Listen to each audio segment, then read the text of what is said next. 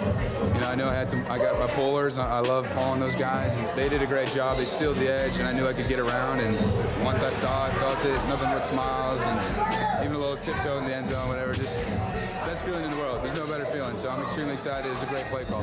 As soon as they called that play, I knew Ian was going to go score. So, I mean, I was overcome with emotions, and I'm so excited for Ian because he deserves to end that drive because he really did take us down the field. And Notre Dame's going to kick the field goal here, putting it on the defense to get the ball back.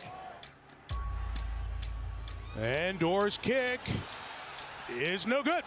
And a missed field goal means Notre Dame's defense has to come up with a stop. When I finish this game, I want to look at y'all in the eye and know that y'all giving your all. When we step out today, just know that. Know that I got you. Know that I'm going to give my heart for y'all, play in, play out. When I'm out there, I know Juice going to be there for me. I know damn well Lugg going to be there for me. Let's and 10, Notre Dame's defense trying to come up with another big play. McLeese again. Drew White running in there to make the stop. Can't think of a bigger play they've had defensively this season. I had to tell myself before the play, make a play. Like, team's counting on me, gotta make a play. Went out there and I made a play. 3rd and 10 is the moment now. And Patterson's gonna throw.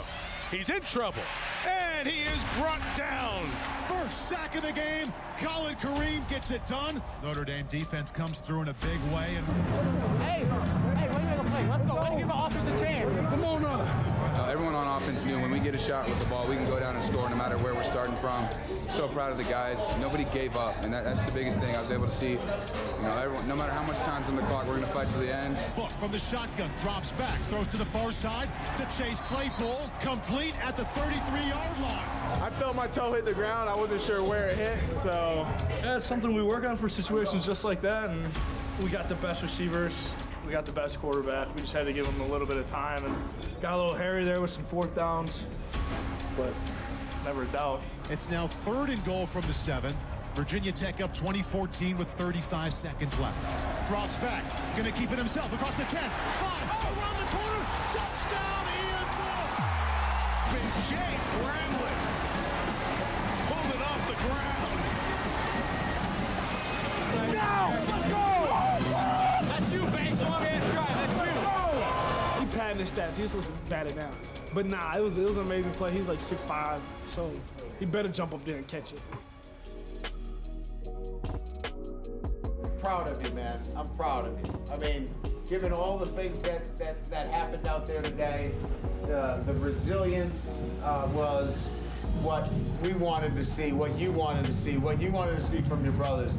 And that resilience was out there today. Again, congratulations. Great win. You enjoy it for 24 hours, and then we got to get back and get better, certainly. And we'll do that.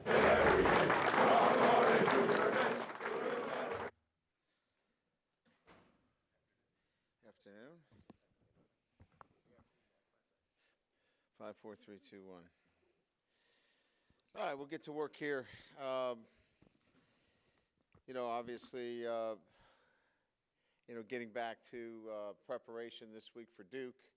A little quieter around here. Don't know why, but it seems like if you win, it's a lot quieter. We're going to continue to try to do that. Our preparation will be such that you know, we've got our players understanding what it takes to prepare and play the right way. We'll build off of that and go have some fun. Play the game, enjoy it, enjoy being with your teammates. Play fast, play physical against a really good Duke team. They've had a week off to prepare for us. Really like, you know, obviously what they're doing. Coach Cutcliffe does a great job offensively using personnel groupings, what they do best, and you know, taking their pieces and really putting them in good position to succeed. You know, starting, you know, with Harris at the quarterback position, you know, dual threat quarterback, also the second leading rusher on the team. Throws it well in the one-on-one matchups. It's got a good good experienced offensive line, a young offensive player, a young offensive tackle who's playing really well for him. Just like what they do. I mean, they're very smart. Last time up here, they beat us. Well-coached football team. You know, the two freshmen at Calhoun, the slot receiver, and then the offensive tackle are really helping that offensive football team, you know, grow up quickly. But again, well-coached on the offensive side of the ball, utilizing the talents of Harris extremely well. Jackson's a really good back as well. So defensively, obviously, very impressive players. Dismuke and Rumpf, the front four is very, very good. Very, very good front. Play the run very well. Got some really good athletes and are deep on the defensive line. One of the deeper groups that we're going to play. They've lost a couple of linebackers to graduation, but again, those guys are extremely athletic. You know, I think, you know, in the back end of their defense, they'd like to play some man coverage. They've got some guys that can run. Good-looking team, you know, across the board, athletic, not afraid to, as I mentioned, pressure you and play man coverage. And we're going to have to be on offensively. We have not executed at the highest of levels. We're going to have to execute better. The turnovers have to obviously, you know, go away. We'll build off of the last two drives offensively of the game against Virginia Tech. You know, we went, you know, 91 yards before we had a penalty called against us, which I'm not sure why that was a penalty, but it was called against us for we cut a blitzing linebacker, which pushed us back into a field goal situation, and then we come back with an 87-yard drive. So, you know, finish the game on two really good drives. We'll need to put together more of that consistency offensively and continue to play the kind of physical defense that we played. And if we do that, we'll present ourselves well against Duke, that, you know, obviously is going to be playing at home on national television, or on the ACC network, I should say. You know, they're expecting a big crowd, so it'll be a big atmosphere. That, open it to questions. Following up on Hainsey and Lamb, do you expect Hainsey back by spring? Yeah. And that, yes? Yes, he'll be back. Well, he'll be back by spring. We probably won't put him in a contact situation. He'll be moving, but I doubt we'll have him in a contact situation. And then with Lamb out, I think you said at least this week. Yeah. Who kind of plugs in for him in that package? Yeah, the nickel package, you know, we'll probably look at a couple of guys right now that we think can fill in. Shane Simon might be a guy that you might see moving into that position. Jordan Genmark-Heath. There are a couple of guys that we think that can fit in there and do a nice job for us. You know, when you look, if you didn't ever watch your team play and you just looked at the stats, you'd think Kyle Hamilton with his production was a starter. What's come easier for him than maybe you anticipated? What's his biggest challenge as he continues to grow as a safety for you? Yeah. What comes easy for him is, you know, roam in the middle of the field. Great instincts, great vision, plays the ball extremely well in the air. I think that's pretty obvious in terms of, you know, his coverage skills and obviously finding and seeking the football. I think, you know, continue to develop in the tackling department. You know, he's got to fit and come downhill and be part of our run fit, so tackling. And then just, you know, the rigors of playing college football. You know, all the games that he's asked to play and the physicality associated with it. So that's just a matter of time. That's weight room, that's conditioning, that's training. I think that's going to take care of itself. Both the things that I mentioned as the things that he needs to continue to work on. He just has a huge upside.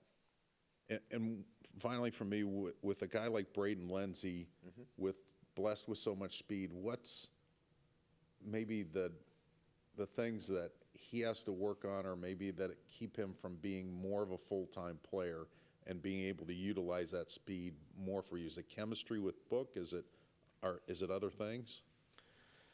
I think it's consistency in terms of, and he's done a really nice job, but, you know, we wanted a little bit more size on the field against Virginia Tech in terms of, you know, what we were trying to accomplish with some one-on-one matchups. There was a lot of man coverage on the outside, and just wanted a little bit more size with McKinley and Chase. I think he has done a really nice job in terms of adding consistency to his practice preparation. I think that was one area that held him back a little bit. I think we've really seen some growth there. We like his competitiveness. I think it's just a matter of time, you know, that he continues to add more to the trust bank and that he gets more playing time as we continue to move forward. Ryan, right here. The kick returners, how would you evaluate the production and the execution you've had from that position this year? Well, other than, you know, obviously making a key mistake on the kickoff return, they've done a good job. I mean, we fair caught a lot of balls, and that is through, you know, analytics and developing kind of a mindset as to how we want to, you know, start our drives. So that has not led to any concerns within my conversations with Brian relative to, you know, who's the right guy. We're just looking for, if we do in fact return it, we want that thing out past the 25. You know, we thought that Lawrence might give us a little bit more, and we still believe he does. He's got a burst. He got caught on the backside one time where we didn't expect the ball to be kicked that shallow or short, and it allowed them a short edge that got him from behind. So I really think it continues to develop. If you give us a kick to return, I think we're going to do it. Other than that, we're going to fair catch, and I think Lawrence Keys continues to be the guy that we're going to push out front. Yeah, we've seen a few guys rotate throughout the season. Was that health related? I think you've had a lot. A little bit of it was health related. We were still kind of searching. You know, Lawrence was out for a little bit, and so we kept looking for those guys that were going to get it and go, and minimally get us through the 25-yard line, so we had the right field position to start. But I think that we're feeling like Lawrence is the guy that we want to continue to work with. Whenever we talk to Ian, whether it's in good moments or bad moments, he always insists that his confidence always remains high. Was that something you noticed in him early on as a recruit? Is that something that he has worked on here at Notre Dame, or is it come natural to him, or is it something that moves here in and out? Look, if you lose your confidence here as the quarterback, you can't play quarterback at Notre Dame. There's just so much noise, and so in the recruiting process, it's like question number 1, 2, 3, 4, and 5. You know, and making sure that you vet that out in the process. You know, in terms of, you know, what kind of, you know, personality does he have? What are his traits? His makeup? Can he handle the noise? Those are absolutely crucial. You know, watching a guy throw the ball around in 7-on-7 is one thing, but can they handle all that is encompassing with this position here at Notre Dame is much more important. So in the recruiting process, we felt like he could handle all those things, and although it's difficult for everybody when you don't play particularly well, we felt like he had what it took to stand up to that. And, you know, he did, and he's come out on the other end of it, and he should be better for it. Brian, you executed a book to Armstrong screen pass the other day to near perfection. It hasn't always come that easily. How would you assess where you are with your screen game now? Not where we want it to be. We've got to be better on the perimeter with our screen game. It was set up really well with our 2 tight end package in that we had run 2 or 3 inside power plays, some misdirection off of it. So it was set up quite well. But we got to be better on the perimeter screens. They've been a struggle most of the year. We got to keep at it. Again, I think it's got to open up for us. It's been a little bit better. Lindsey's hit a couple that have been good. We needed to be a little bit better on a screen that we called on Saturday, but we're not going to go away from it. We're going to keep working it. The slow screen was obviously pretty good. Those become hit and miss when you're working the slow screen to the tailback, just because of the little things that can happen. But the perimeter screens have to get better. When you say better on the perimeter, are you speaking specifically of the offensive lineman, or is this more of a whiteout? It's a little bit of both. I mean, you know, in the one particular one that we had, the receiver's got to work back for the ball to buy a little bit more time for the tackle. Then he's got to get into the funnel, which we have as a kick out and a seal. There's a little bit of all of that working. The ball's got to be positioned, you know, particularly well. It's got to be caught so he can be a runner. There's a little bit more going on there. We just got to spend more time in being better at that screen game. There's so many moving parts with it. There are. The precision has to be difficult to attain with consistency. Requires more work. It requires more attention during practice, and you have to spend time on it. It can't be something that you just say, well, let's call this screen and see how it goes. You have to take time during your practice and spend time on it. You talked a couple weeks ago during or after the break about self-scouting, and I wonder what kind of conversations that you and Coach Long had in terms of just being more consistent and better, and what were the points of emphasis?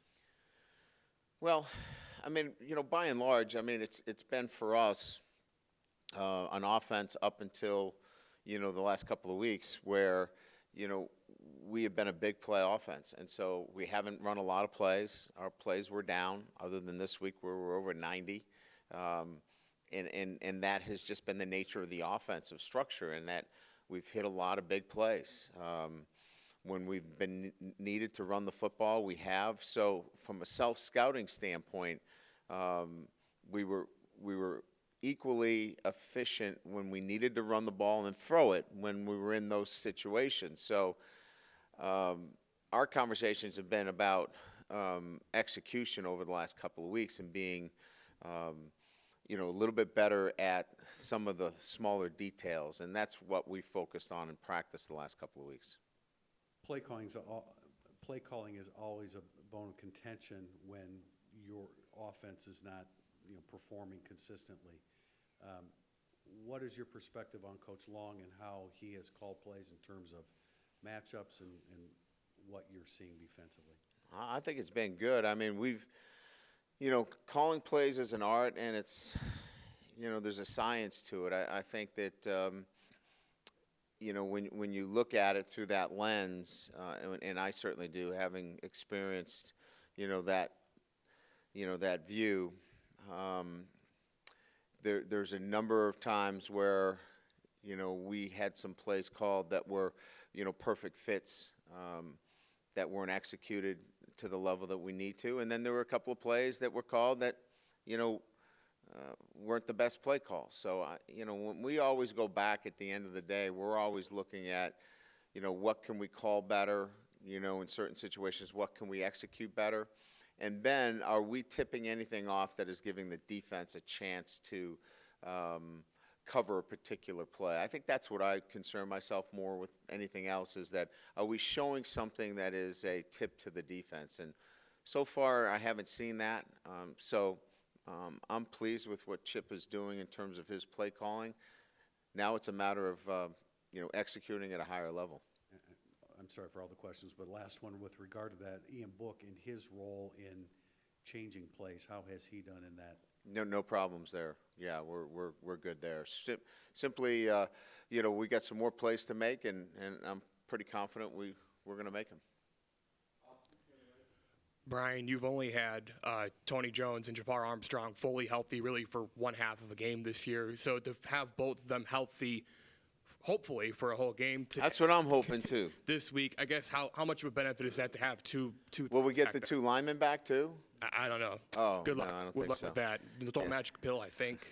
I haven't done my research. Yeah, you just, you know, we don't spend too much time thinking about it other than the guys that are healthy for practice, and you know, we go and you know, we practice the guys that are ready. So it'd be great if Tony's ready to go. We expect him to. we'll get them both in the lineup, and they both can contribute and both can be helpful for us, and be nice to have them. And then Dante Vaughn is going to be starting again this week. Is that just because of his height, or has his performance on the field also been a factor in him becoming a full-time starter now? Yeah, no, we like having him out there. His size obviously is a factor in that, but you know, Tariq, you'll see a little bit more Tariq this week as well in terms of the rotation. Brian, you mentioned the two linemen. With the replacement you had to do on the right side of the line, how does that affect your run-pass balance? Are you still confident in running the football, or does that put a little more pressure on Ian to throw it? No, I think you have to go into the game with the sense that those guys can come in and get the job done. We believe they can. Both of them are really good players. Lugg's a highly recruited player. Now his opportunity is now, and we expect him to compete at a high level for us. And Trevor's a veteran. He'll do a nice job for us. So, no, you can't. I don't think you can ever go and say, you know, all right, these two guys are recruited on scholarship to Notre Dame. We can't run the football because of that. We've got to go in there with a confidence that these guys can get the job done. Conversely, you saw a lot of 8-man drops from Bud on Saturday. Is that something you expect to see more of, given the comments that you've made about how difficult it is to get pass rush these days in college football? Yeah, you know, I think it'll be part of what happens, but Duke their DNA is pretty solid. They've got a 4-man rush. They do get into some 3-down. They did quite a bit against North Carolina. We will see some 8-man drop, so we'll have to be prepared for it. Continuing with Josh, he's someone who's worked at tackle, guard, center. When he becomes a full-time starter like this, does he still cross-train, or do you pretty much concentrate on what his role is for this week? Yeah, he'll stay at tackle. That's where he'll get all his reps. That's where he'll be getting all the first-team reps at the tackle position. Who would be options now, like at as the third tackle or so, when you have this much fluctuation? Yeah, I mean, as you know, I mean, we can move some guys around. You know, obviously Banks can go out and play tackle. You know, Patterson can go out and play tackle. Grunhard can go and play center. You know, those are veteran guys that can do that. You know, so there are other options, you know, for us, other than trying to play a freshman in Kristovic. You know, if we have to, we will. But, yeah, we still have some other options that we can shuffle guys around to make it work. What has Josh Lugg done to put himself like in the position he is now in after, you know, trying his hand at so many different positions? And well, he's been clearly our 6th, 7th lineman for, you know, a couple of years. He's just been one click away from being a starter. You know, he hasn't been a guy that has been far from. He's been in a competitive situation now for a couple of years for a starting position, and it's just, you know, one step, one play, 1 week of consistency.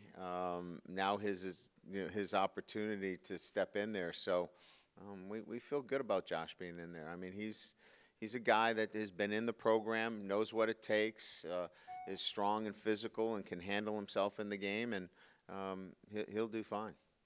A little bit off topic, but goes back to some analytics. Get this question often. What goes into a decision to take the football when you win the toss, as opposed to wanting to defer until the second half? There's a lot of different factors. Weather in the second half, you know, making the decision, you know, if you have the ball now, they're going to take the ball in the second half, you get the wind. Weather has a lot to do with it, and then percentage of scoring first has a high analytical number for the winning team. So those factors play into making that decision. You had mentioned confidence with quarterbacks. I would imagine the same thing is true with corners. And so from that vein, Dante Vaughn's time here, some highs early. Cotton Bowl, obviously a low. How has he sort of come back from that to be somebody that you can trust to be out there? Well, I think when you get into that last season of competition, I think you kind of put away all those thoughts of, how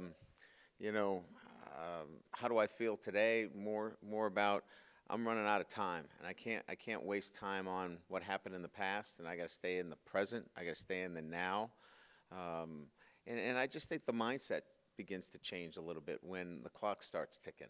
And I think for Dante, the clock is ticking. He knows that he's running out of time, and he's got the physical ability to do it. And I think it just seems, in my experience of being a head coach, that those guys start to think about, I want to play, and I'm not going to hold myself back because of wondering and worrying about what happened in the past. Is he healthier than he's been in some time? No doubt, no doubt. Carrying that shoulder and the type of shoulder injury that he did in fact have, he wasn't at full strength. And I think that, coupled with, again, knowing that he wants to go out and play well in his last season is really shaped kind of where he is right now. Just overall, that position, I think it's one that people watch when a corner gets beat. That's sort of the nature of playing it. But like overall, what do you like about that group right now? Where do you feel like they can still improve in this the rest of this month? I think just playing the ball in the air and giving yourself a chance to be, for me, it's the guy that doesn't put himself in a position to play the ball more than anything else. And once you give yourself a chance, and we've done that in the way we're using our technique, we're playing our guys in a position where they can go up and play the football. Once you do that, I think our guys are good enough athletes they can go play the ball. Hey, Brian. Throughout the course of his career, Ian has been very good at protecting the football. This last week was out of character for him. When you went back and looked, did you identify anything that you guys can pinpoint as to why it happened, or was it just kind of a couple of off decisions? Well, the interception to Claypool, the one that stuck was, he was thrown into the wind, and the safety made a nice play coming off Chris Fink, who was running an over route. Didn't expect that through film study, but I think if he had it all over again, throwing into the wind, he probably would have stepped on it a little bit more in that situation. The interception, the other interception that he threw over to Cole Kmet, he was aware of the drop into the boundary, made a bad choice. I think in that situation, probably kicking himself on that one. I think those were the two big ones in terms of the interceptions. I think the one, again, was weather-related. He needed to drive that football. So there is, maybe a postscript to that. The other one, poor decision. Is he the kind of guy that comes to you after a mistake like that and already knows what he did wrong? Like, how much do you have to explain it to him, and how much is he already aware? Yeah, we talk a little bit more now. What did you see? Did you see what I saw on that? So we'll talk briefly, big picture. We won't get into too much detail. I'll let him get into specific details with Coach Reese on the phone. He just wants an overall perspective from what I saw, big picture, and then Tom, Coach Reese will kind of drill down specifically on some things on the phone. As you've noted a couple times this year, you're facing a team that's had a bye week to prepare for you guys. I know you guys schedule so far out now that this may be difficult, but have you and Jack identified any way to try and avoid creating an opportunity for your opponents to be able to load up on you like they've been able to this year? Yeah, everything seems to be an add-on to the contract, right? Officials, replay officials, things of that nature. Then it's bye weeks prior to. It's the life of an independent. You get what you get, and get on the plane, we'll play you. Coach, with Ian, we talk about his confidence, but I'm just wondering, do you feel making that play at the end of the game will allow him to be more loose maybe? Do you feel like he's been loose, or do you think maybe? No, how would he be loose last week? No, I mean, he had to endure a pretty difficult week, and so the whole team was tight. I mean, especially the offensive side of the ball. But he's come through it. I mean, he should be loose and excited and should have fun. We're going to talk about that when we get back together today. He's gone through the worst of it. This should be the best of it for him. This should be a great launching pad for him to go out and really be excited about playing and play with great confidence. But no, it was a tough week for him, and certainly he had to grind through it. But getting through it, which he did, I think should prove him well moving forward from here on out. And then in the bigger picture, has that been maybe the case all year, whereas last year, maybe as the guy that came in next, he could be more loose, and then this year the expectations are so much higher for him? Yeah, I mean, you put a C on your jersey, you have high expectations. You know, a lot of that, you know, plays on, you know, he's 21 years old. I mean, that's a lot. No excuses, comes with the territory, and he signed up for this duty. But sometimes you have to manage it and work your way through it. I think he worked through the most difficult circumstances that he's going to have, and I think the rest should be, let's go. Let's take this thing and run with it. And then you talk about confidence being such a critical part to being the quarterback at Notre Dame. No doubt. I know when we talked to Phil after the spring game, it appeared the confidence was certainly lacking. Yeah. Where is he in that area, and is that a concern in any way in his development? No, I think he's done really well. I think his development personally, in terms of his own